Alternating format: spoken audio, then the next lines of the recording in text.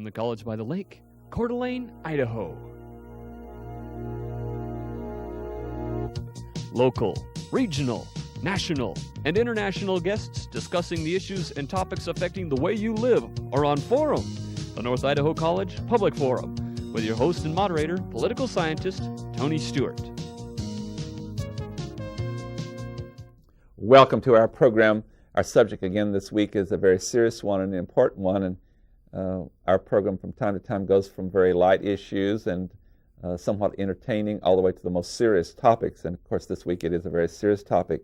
We wish to discuss education and prevention of teenage pregnancies, which has been a problem and a concern across America for many years, and we'll particularly on this program deal with the issue as it relates to the state of Idaho. We're very fortunate to have three guests today who are most qualified to discuss this issue. I welcome to the program, first of all, Kim Harding. Kim Harding is associated with AmeriCorps and VISTA. And Kim, welcome to the program. We know that you have this as one of your main concerns and responsibilities in your work. And as we get into the questions, we'll deal more with what all you do. Our second guest is Jimmy Ann Ash. She is also AmeriCorps and VISTA. We too welcome you to our program and are pleased to have you here. And as I said about Kim, you too have this as one of your emphasis, and we'll find out also other things you might be doing. And our third guest is Deneen Banger, I believe that's correct. You are a nurse, and you're also a member of the Idaho Governor's Council of Adolescents Pregnancy Prevention. And we welcome you to the program and delighted to have you here. And all three of you have much data and information that will be helpful to our viewers. We talked before the program. We know that you have a lot to say, and we'll get right into the program. I'm so pleased to have our regular panelist, Janelle Burke, who is an attorney in the state of Idaho, and I shall invite Janelle to commence today's questioning. It's a pleasure to have all three of you here today. And for the benefit of our viewing audience, I want to help them get to know you a little bit better. We'll start with Kim. Will you tell us where you're from and what you've done in the terms of education, and also what you're doing with AmeriCorps, or a little bit about your VISTA program? Okay. I was born and raised in Coeur d'Alene, Idaho, and I just recently graduated from Seattle Pacific University, August '98, and I'm doing 1 year with AmeriCorps, VISTA, Adolescent Pregnancy Prevention. And Jimmy Ann, where are you from? Seattle, the Seattle area. I graduated from the University of Washington the same time Kim did. I heard about the AmeriCorps VISTA program through active recruitment at the college. I believe that's similar for most colleges. And you wanted to do something that would help other people, is that correct? Yes. Both of you? And Deneen, you are a member of the Governor's Council. How did you become a member of the Governor's Council? I was invited to participate and represent public health by the governor because I had been active in children's issues throughout the state.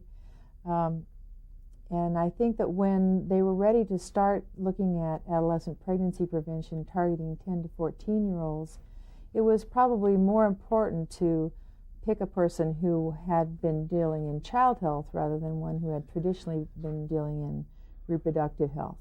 So it's a child health focused, and it's an abstinence-based message which we're using through the Governor's Council. Now you are a public health nurse, as I understand it. And Jimmy Ann, you have a program that you're doing in the schools. What is that called? PEAK, the acronym EAK, Peers Encouraging Abstinent Kids. It's based off of a nationally accepted program postponing sexual involvement.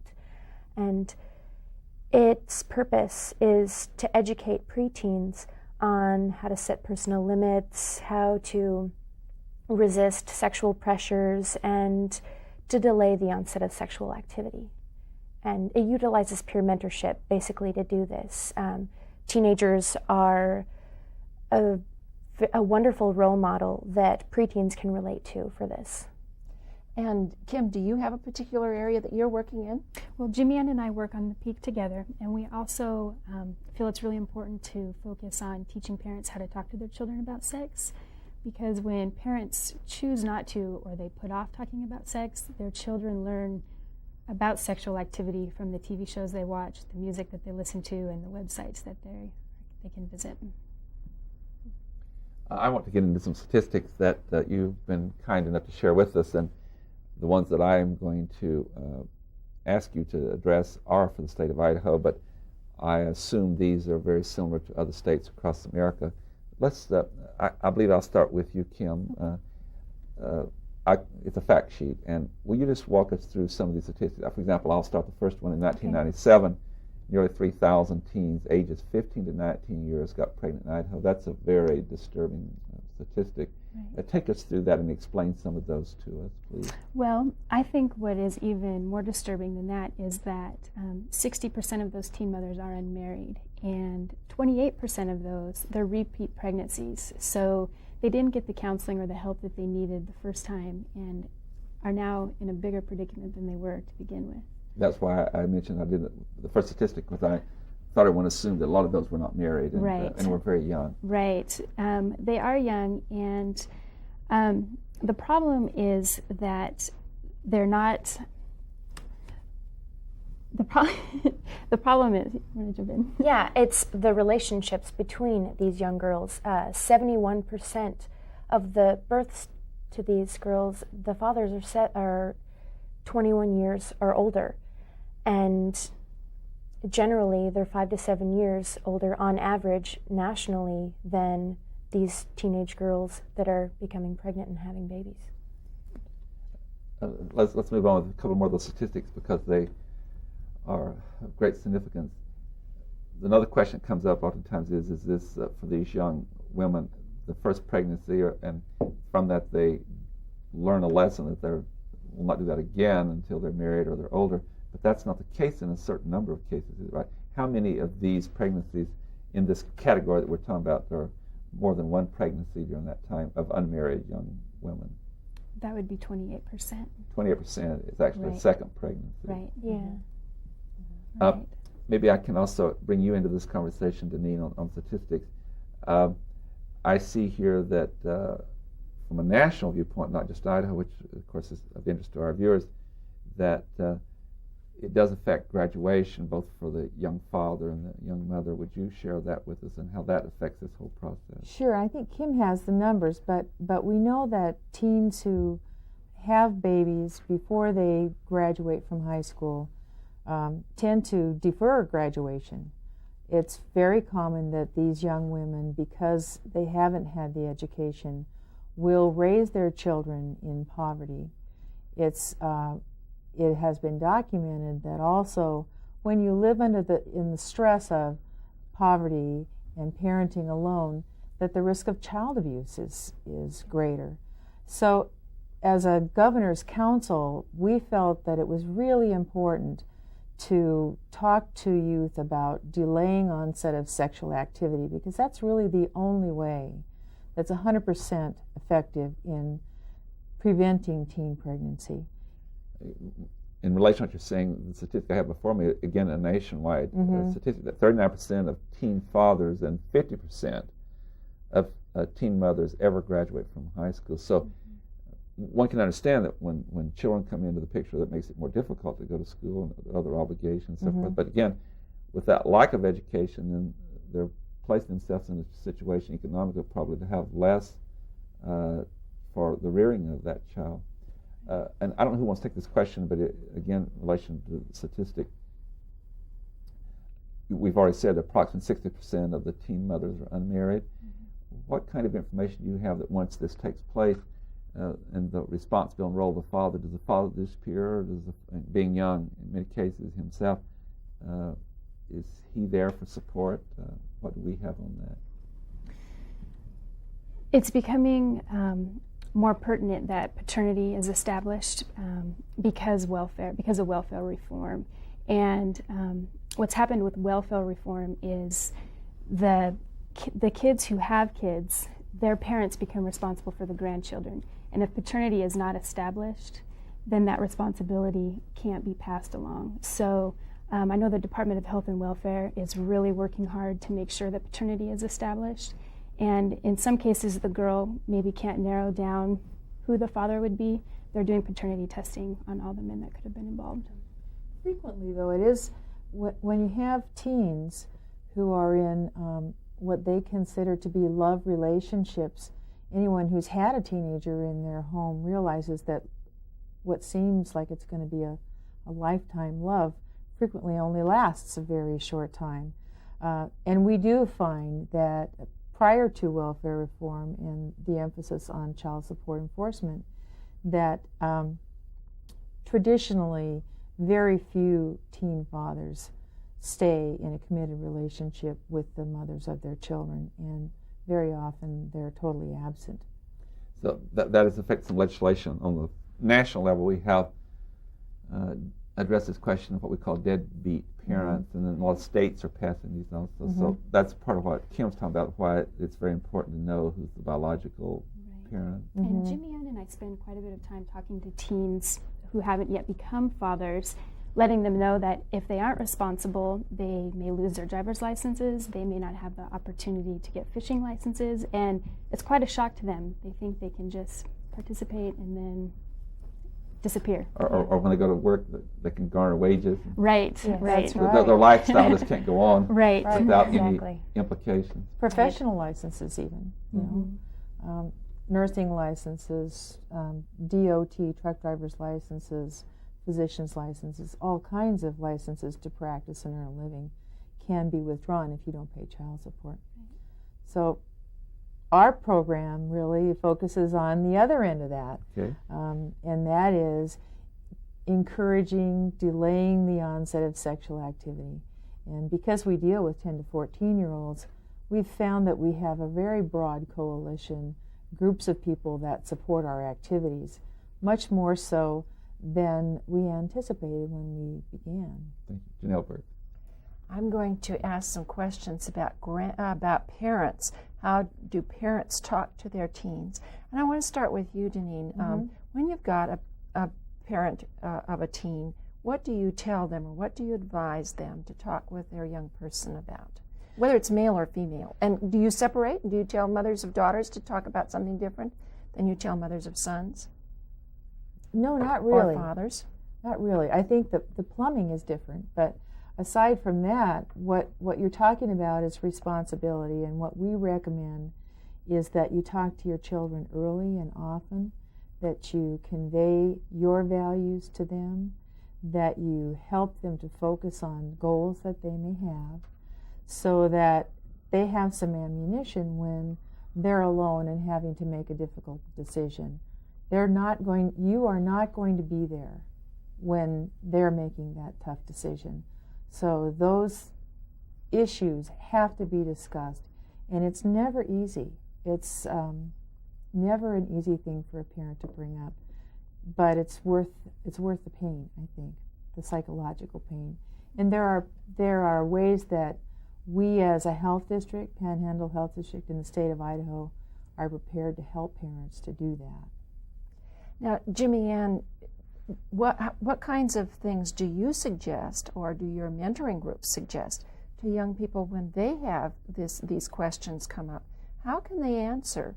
And maybe Kim and you together can answer that question, but what can they tell a person when they're being pressured, perhaps, to have premarital sex at an early age? If the teen does not want to have sex, it is perfectly fine to say no. If they don't want to, it's expected that they should say no. The program in the schools specifically deals with, if you don't want to, say no, and keep repeating it. We teach them assertiveness techniques, as in if there's manipulation going on for their talk, no, I don't want to, you're making me feel uncomfortable, and walking away from the situation. And we do role playing, so they have a chance to practice. I think that's very important. Now, there's another aspect. What if the parent, Deneen, determines that we do have a sexually active, very young person, and the parent thinks, this is a bad thing, but what do they do? Well, I think they've got some resources within the community. Generally, because our agency also deals with reproductive health issues, there are places that parents can take their teens to receive information about birth control. Again, the information that we can provide through the Governor's Council for parents on discussing issues around sexual activity is available to them. But there are places like health district offices in many states and Planned Parenthood offices where parents can go and get information. And a lot of parents don't feel comfortable dispatching their children to strange agencies. Many of these places are very happy to have parents accompany their children. A lot of agencies are real happy to just talk to parents who say, help me, I don't know what to say to my child, and give that parent some information. Now, Kim and Jimmy Ann, do you have situations in which you suggest to the young people that they talk with their parents, they visit with their parents and with other trusted adults about these issues? Definitely. We do that time and time again. Yes. And that's a part of the peer mentoring group, I would take it. Oh, definitely. The advice that is given. Yeah, it's very important. Parents and trusted adults, Panhandle Health, for an example. Teachers, their school nurse. And sometimes when parents find out something like that, the reaction is to be immediately mad, angry. And what do you advise the parents, Deneen, and then I'll ask Jimmy and Ann and Kim to respond to what they tell the young people about how they should react to their parents' anger at discovering these kinds of things. Well, it's always a good idea if you have the opportunity to take a few deep breaths and plan a time when you're going to talk with your child. That's why it's so important to do that talking ahead of time, I take it. Right, it is. And I think Kim has used the analogy of teaching your child other safety skills, like crossing the street, like putting on a seat belt, like wearing sunscreen and a mouth guard for soccer, something like that. If you address sexual behavior in terms of personal health and safety, you can start in limited doses and convey that information in more than just a one-time talk. But I guess as a parent who's done this, I think it's real important to plan ahead, to have information that you feel is truthful, and to make it real simple. Turn off the television. Don't do it in passing. Be real one-to-one with them so that they know that you are eyeball to eyeball with them and you care about what's happening with their future. What should be the reaction of students when their parents sometimes get angry with them or express their frustrations with the way young people are behaving, what they want to watch on the movies or where they want to go? Well, I think it's important for kids to communicate with their parents that just because they're asking questions about sex, that doesn't mean they're necessarily having sex. And when it comes time for them to make the decision, they need to make an educated decision. And if they're getting facts from unreliable sources like their peers or television, then they're not going to be able to make an educated decision. So if they can communicate that need to their parents, maybe that'll lessen the anger.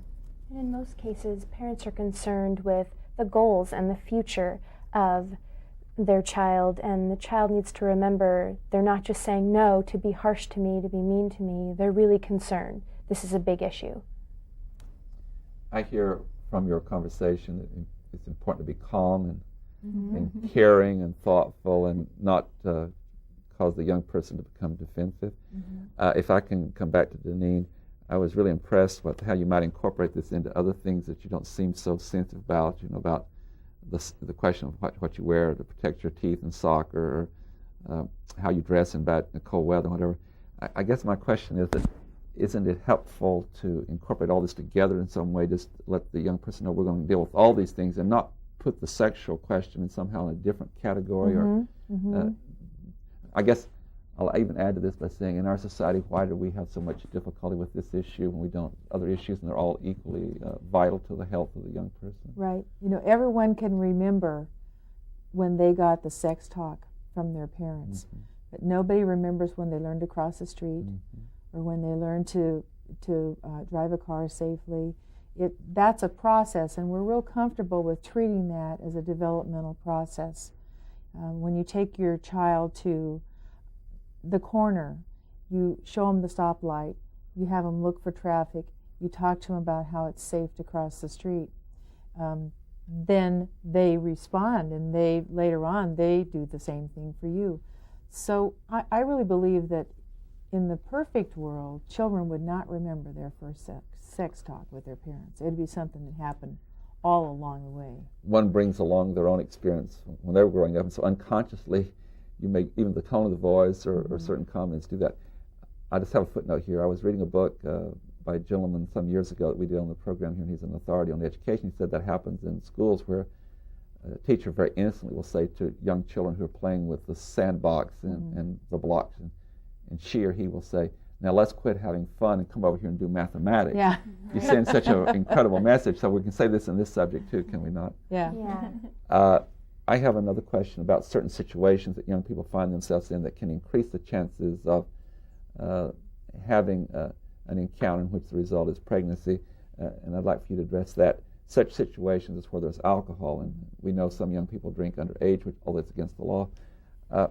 What kind of advice do you have about those kind of situations and what that may lead to, that normally a young person might not do certain things if they were not under the influence of alcohol or drugs? Who wishes to address that issue?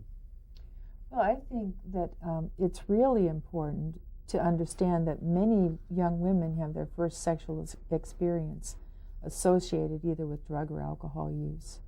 And part of the peer mentoring and the peer training that these young women do talk about the same kind of skills that are useful in refusing drugs, refusing alcohol.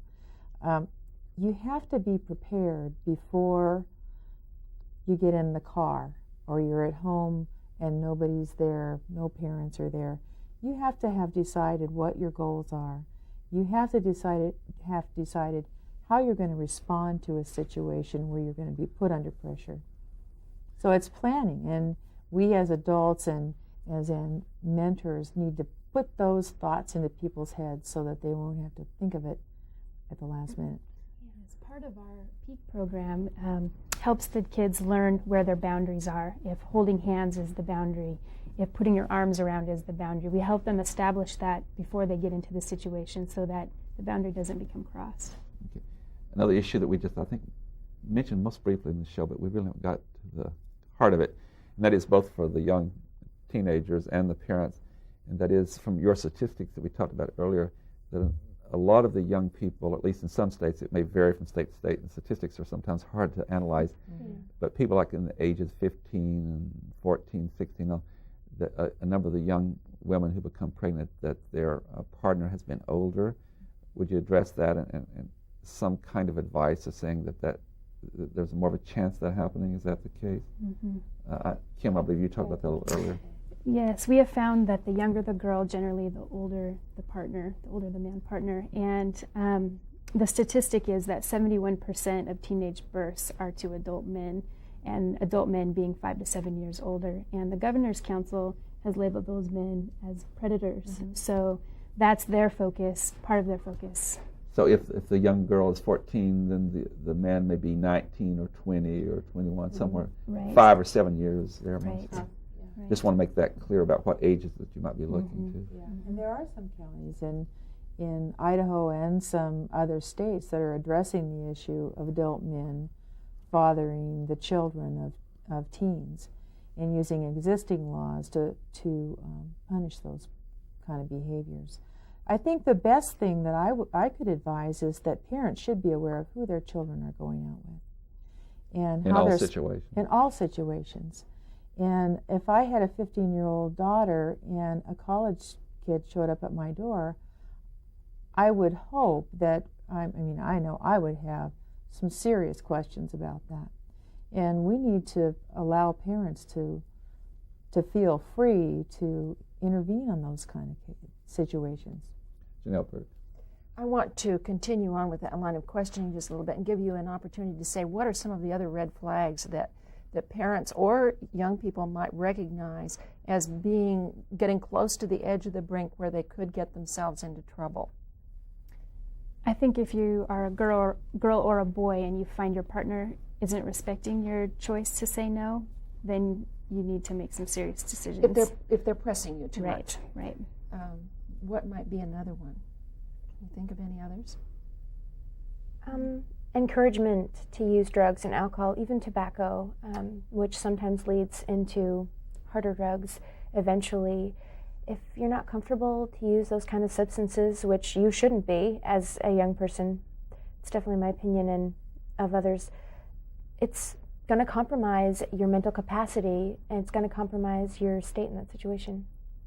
I would assume also finding yourself too often alone, Yes. without other people around you at a very early age. Right. We know that most teen pregnancies, most infants are conceived between 3:30 and 5 o'clock in the afternoon at home. So it's important to keep your kids busy. It's important to encourage them to be involved in their community and to be involved in sports and to make sure that they have things to occupy them in. We're very nearly out of time, but we've talked about the economic consequences, but we haven't talked much about the psychological consequences of becoming a mother at this stage of the game. What are some of the real drawbacks to becoming, psychologically drawbacks to becoming a mother? What happens to your self-esteem when you become a mother at that very early age? Well, when you become a mother at that age and you can't continue school, you lose contact with your peers, which that's pretty significant when you're 16 years old and And you like to go out and have a good time. Right, and now you're doing midnight feedings instead. Yeah, at the adolescent age, they're very present focused. They haven't reached the cognitive stage of planning and goal setting, and that's an important part of high school, and they lose that with a child, and all of a sudden they have to be making decisions about their child for the next 18 years, and it's very difficult. Or even longer. Yeah. You are a parent forever. Yeah. On that note, I have to bring the program to conclusion. On behalf of Janelle Burke and our staff, I want to thank all three of you for being here and discussing education and prevention of teenage pregnancies. Your data are very significant and have been very important, and we appreciate that very much. And I know you're busy. We thank you for doing this, and I know our viewers have found it informative and helpful to them. Ladies and gentlemen, we will be next week moving to another issue that we believe is of significance to you, and we would like to invite you to be with us again next week on this station at this same time. Until then, please have a good week. I am Tony Stewart.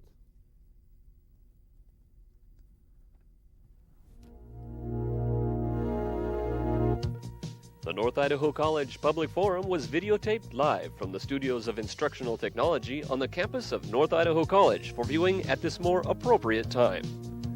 We invite you to join us again next week for another all-new edition of the North Idaho College Public Forum on this public television station.